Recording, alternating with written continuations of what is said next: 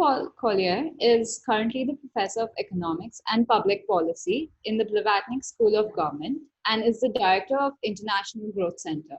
He has served as a Senior Advisor to the Blair Commission of Africa and was also the Director of the Development Research Group at the World Bank. Sir Paul Collier was appointed Commander of the Order of the British Empire and was knighted in 2014. He was also awarded the President's Medal by the British Academy in July 2017. So we're really honored to have you here with us, and we'd like to start this interview now. Thanks very much. So I never use any of these fancy things, right? My name's Paul, so... all right, so I think Sarthak, you're muted, and... Yeah, sorry. So we're really glad to have you for an interview. So we're just going to, just to give an outline to everyone who's going to be saying this, we're going to be discussing basically three aspects. We're going to be discussing European economics. We're going to be discussing global economics in the perspective of international organizations like IMF, ASEAN, OPEC. And then we're going to talk about the growth of developing and underdeveloped countries, which we, as our research suggests, is your interest of research and is what you have worked on for almost your entire tenure as a professor. So having said that, we would like to start by talking about European Union as a whole. From the perspective of the European Union, do you think that the global economic downfall will shift the principle on which policy making is conducted, with the majority of the policies hinting towards a protectionist agenda?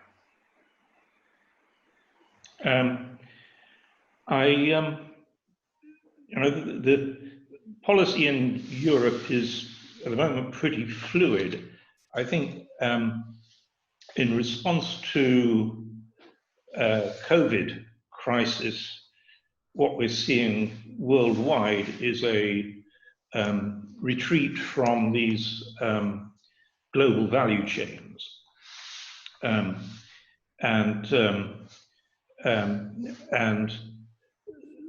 within Europe, attitudes to that are, in a way, go back quite a long time. But the French have always been, so historically, the French have always been rather inward-looking protectionists. And so you hear a lot of noises from France about that.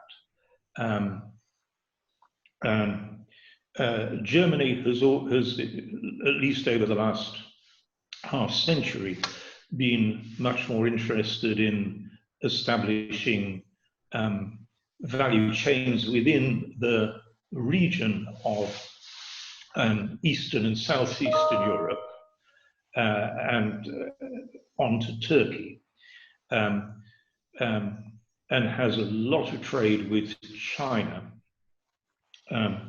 So Germany is in that sense more outward looking, but it's very much geared to what German business is doing. So as it were, German public policy is very focused on what's good for German business.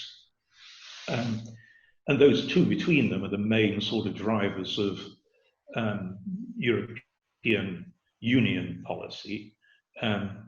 Britain has always been very much more internationalist in its outlook, and I think is now pretty wary of China for various reasons, and so sees India as both historically and looking forward as a very important ally in various respects, I think. So I think you'll find the British government, very keen to work with India, and whether that's reciprocated on the Indian side, that's for you to judge, not me. But I think there'll be a lot of keenness on the British side. And British Indians are now hugely influential, as you might have noticed, within the British government. Two of the big four positions in government are occupied by British Indians, including our Minister of Finance, Rishi Right. Sunak, who is very, very highly respected and has had, if you like, a very good war with the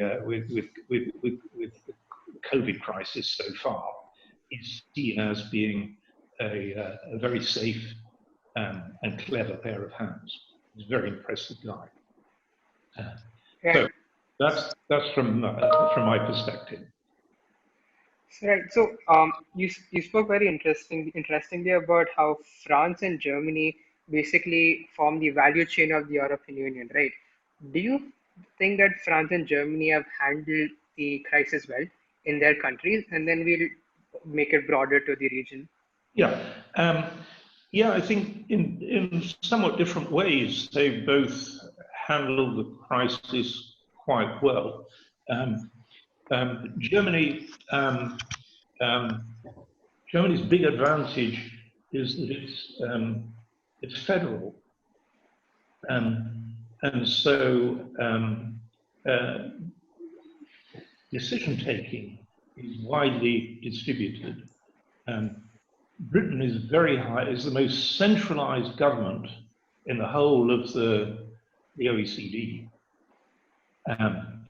And so, for example, Britain had one monopoly testing center where all tests had to be done there.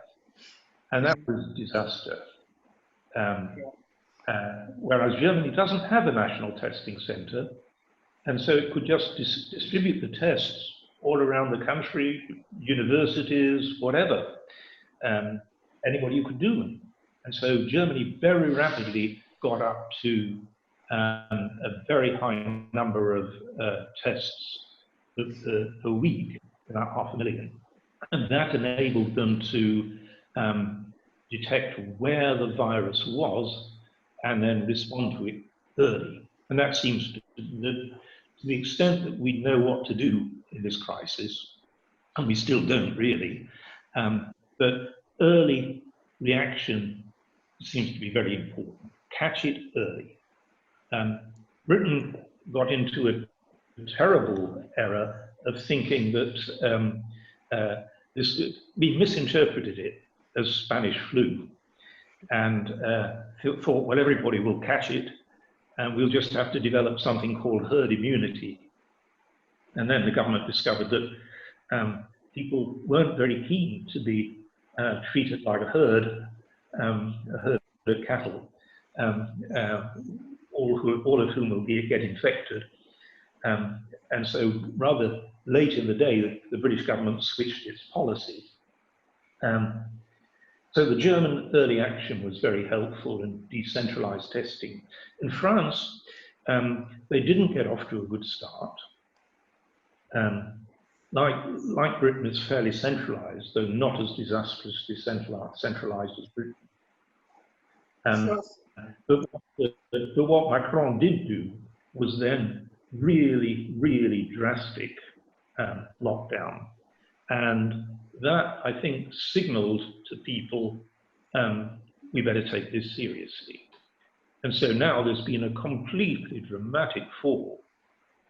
And that is one of the big lessons from this lockdown, is the really important thing is for governments to communicate to people that they have responsibilities, their behavior matters. And so sharing responsibility, both with local government and with ordinary individual people, and saying, you know, your fate is in your hands, and the fate of your friends and neighbors is in your hands. Half the people with coronavirus don't know they've got it, but they can still pass it on. And so it's vital that people realize that. Right. Anyway, so following up on that, right? So the latest news looks pretty good. That the incidence of this virus is falling much more rapidly than we expected it to. I mean, all these models have been hopeless. Right. The only way you can navigate, this is an example of a concept called radical uncertainty, and you cope with radical uncertainty by experiment learn as you go, decentralize decisions to people who are doing the experiments so that they can see what's happening and respond appropriately. So decentralized learning, rapid learning, that's the vital thing. That's, I think, why the spread of the disease has fallen so rapidly. Right. So, so before I conclude this line of questioning, I wanted to get your take on the fact that, yeah, so we do recognize that there is a disparity in the level at which the German economy and the French economy function in the region as compared to, let's say, the Greek economy functions. There is a disparity in the level of growth the both countries face, but they're yet part of the same union, right?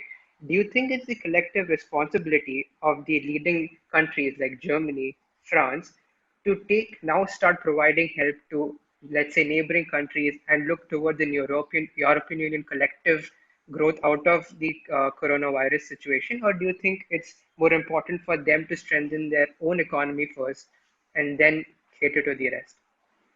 So what we've seen so far is clearly very much the reality of citizen loyalties is to countries, not to some larger concept of Europe. And of course that is the reality. About 40% of national income runs through government in most European countries. In France, it's over 50%. But the amount running through Brussels is only 1%. And nearly all the money that runs through Brussels runs straight back to the country that provided the money. So in reality, there is very little mechanism within the European Union for transfers between countries. There are powerful transfers between countries, but they're indirect, and they're especially produced by having a common currency, the euro. Unfortunately, when the euro was formed, it was a political thing, not an economic thing. In effect, what Europe did was adopt the Deutschmark. In other words, a very, very low inflation currency. And that was produced quite disastrous consequences for the countries which had historically had much higher inflation, like Italy and Spain. And so the short-term effects were very great for these countries because their interest rates suddenly fell massively. They were able to borrow at 2 or 3% instead of 8%. And that increased spending, especially public spending, in Italy and Spain. So they had a boom. And that boom then did the predictable things to prices and wages to push them up. And that was disastrous because with a common currency competing with Germany, which didn't have any inflation, Italy and Spain rapidly became uncompetitive. And then because they were uncompetitive, their economies contracted. Whereas the German economy became super competitive. And so Germany ran a huge balance of payments surplus relative to Southern Europe, massive, and still does. And that produced a widening imbalance. So unfortunately, since the euro, the European Union has been a force for economic divergence within the continent, whereas obviously the real rationale for the European Union is economic convergence. it's vital that the poorer countries catch up with the richer ones. What I tell I work quite closely with the German government and the German people. My book, The Future of Capitalism, won the main German prize for the best book of the year a few months ago. So I'm sort of very well related to Germany, and I've got German ancestry. And I'm very fond of the place. But Germans have convinced themselves that they're the victims of a transfer union because they're paying tiny little bits of money to Southern Europe. But actually, they're the massive beneficiaries of transfer union because they've got this undervalued exchange rate and they're competing with other countries that have got overvalued exchange rates.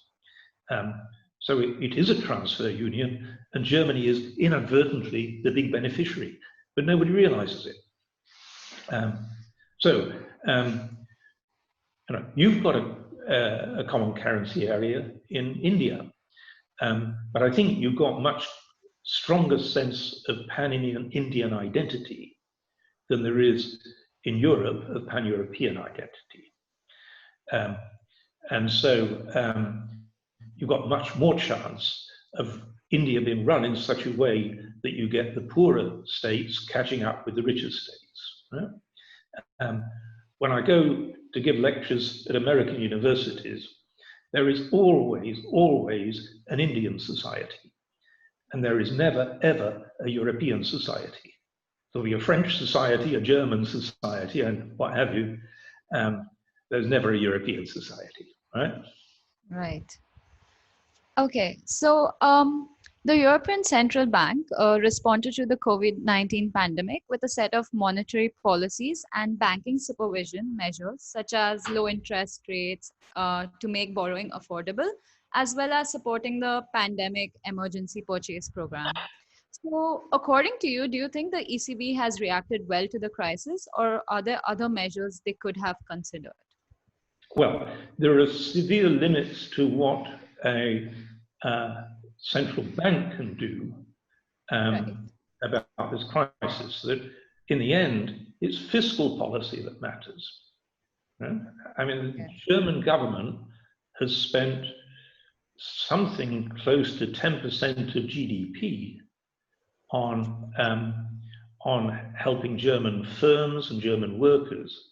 The Italian government can't afford another 10% of GDP. It's much worse hit, Italy, by this COVID crisis than Germany, but it's got much less fiscal space. So using the central bank was very much a sort of second best workaround strategy. And Christine Lagarde, who I know and think she's really an excellent leader, but when she first took up the appointment, she made an embarrassing misstep, which she had to retreat from. But central bank leaders can't really unsay words. She said it wasn't part of her job to keep interest rate spreads within Europe close together, narrow. Well, it very much is part of her job. Because if Italian interest rates go up, that's really the end of the whole bank, you know? So she had to retreat from that. But then the latest complication is, of course, that the German Constitutional Court has ruled unconstitutional what the central bank's trying to do. So that forced the hand of Chancellor Merkel to say, okay, let's try and use fiscal policy through the European community. And that then hit the obstacle of the Frugal Four, which is now, I think, the Frugal Five, of members of the European Union who are unenthusiastic about taxing their taxpayers in order to help Southern Europe. So that's the nature of the problem, that European citizens haven't really built enough sense of responsibility for each other. There's plenty of responsibility within countries for the fortunate to help the unfortunate. Europe has amazingly generous welfare programs within the nation, but it's not yet built, after all these years, much real sense of solidarity between countries. Not being Indian, I don't know how far India's advanced on being able to get a sense of shared responsibility of successful people and successful regions for people in regions who are struggling to catch up. But hopefully, you're much further along that line than Europe is. Right. I think Sarthak's got a question. Yeah, so I wanted to focus on your work with the World Bank when you were appointed in the World Bank, I think a few years back. So IMF has given, I think, 3 sets of projections for the next coming year, and they don't look really good. So has the World Bank. But I want to focus more on, do you think the role of such international institutions should just stop at analyzing and giving numbers? Don't you think they should go beyond and probably work on, let's say, trying to loan to lesser developing countries or like underdeveloped countries, or as they call it, Annex 3 countries? Or because every moment they don't take an active step towards helping these underdeveloped countries, China steps in and provides them money. And as we know, they've had an active role in, let's say, the African countries. So what is your take on this entire situation, since you have inside experience in working in World Bank? Do you think that the World Bank is taking an active role in recovering from the situation? Right. So, yeah, my main work for the last few years has been on fragile states around the world. And I've been working increasingly closely with the IMF and the World Bank on this.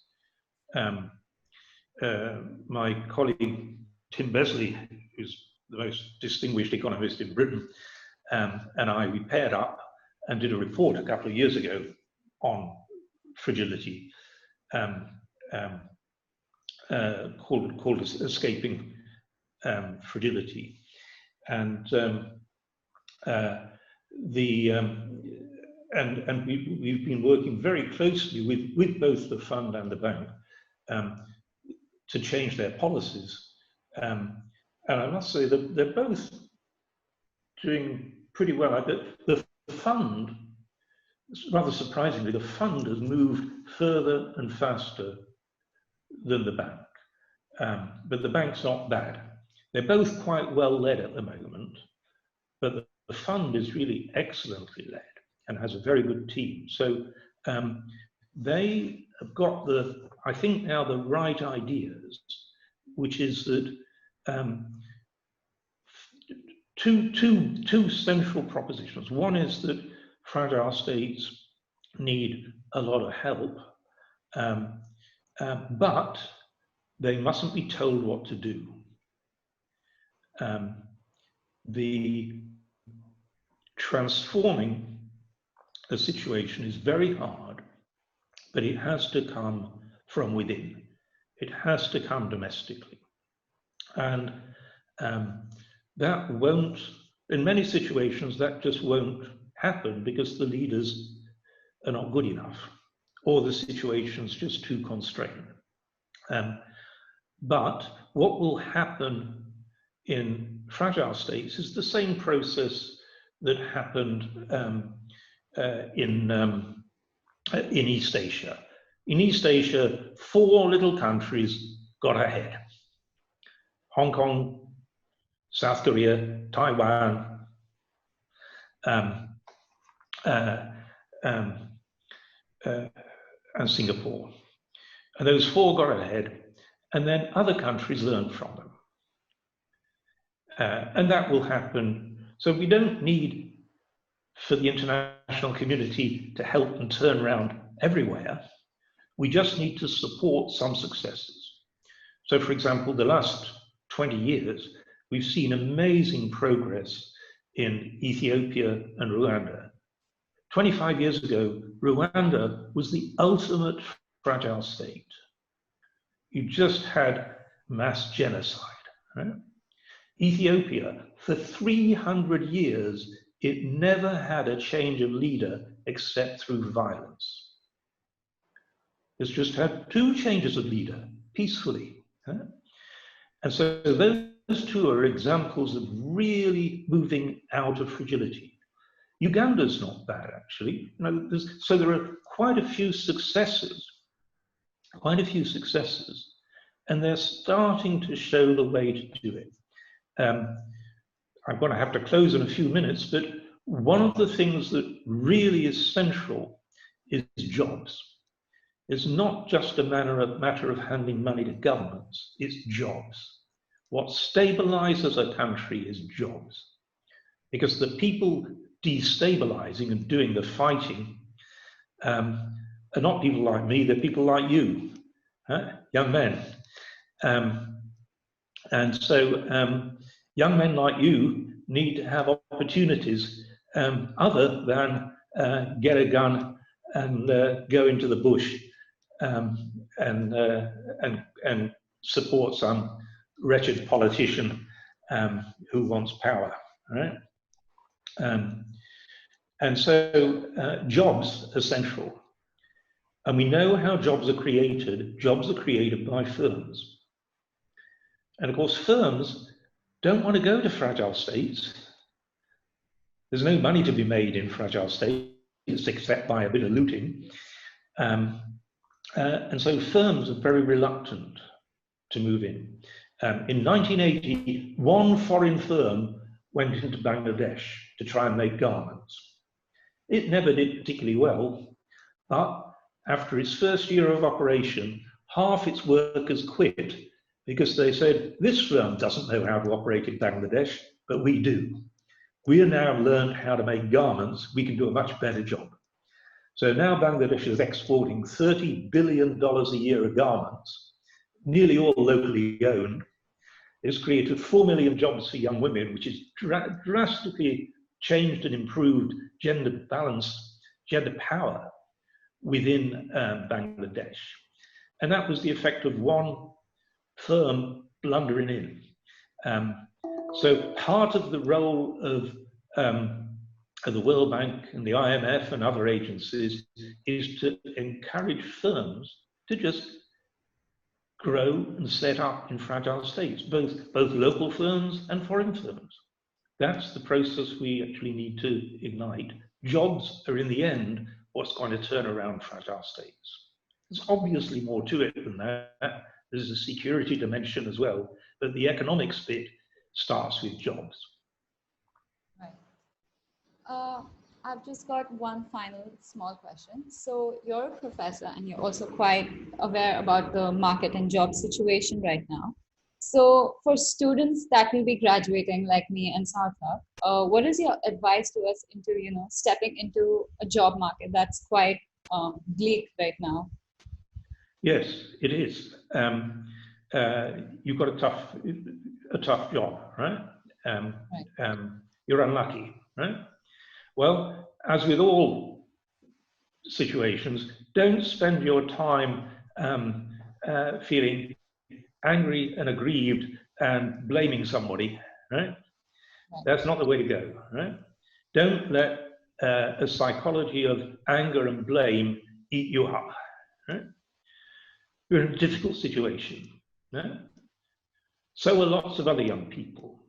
A lot of other young people are much worse than you because they've not got all your talents, right? You use your ingenuity. You use your network. Networks, a lot of jobs are filled through some form of social network. Right? So see what you can do. You can also, you've got huge skills, many of which you don't even realize, right? Use them. See whether you can innovate, see whether you can actually create something of your own, There's an amazing opportunity now Now that everybody, even old guys like me, have got used to being on Zooms and Skypes and all sorts of damn things, Teams, right? I've got a row of these things at the bottom of the screen. We're now used to e-communication, but we're no bloody good at it, right? You grow up with this stuff, right? You've got a big advantage there. Use it, use it, use it. Think out of the box, right? The amazing thing about periods of rapid change, often introduced by periods of big shock, right? And that's what we've got, we're a period of big shock. Rapid change creates a lot of opportunities, and the people who grab them are the people who, who think out of the box. Old guys like me find it terribly difficult to crawl out of our boxes, right? You're not in a box. Use that as your advantage. Right? All right, sir. Thank you so much. It was amazing speaking to you. We hope we can do this again on a better note at a better time when things have gotten better. We would love to discuss with you different topics very soon. Yeah. Thank you so much for joining us this morning. Thank you very much. And always remember, change is an opportunity. Good things happen as well as that. Sure. Good luck. Thank you so much. Bye. Thank you.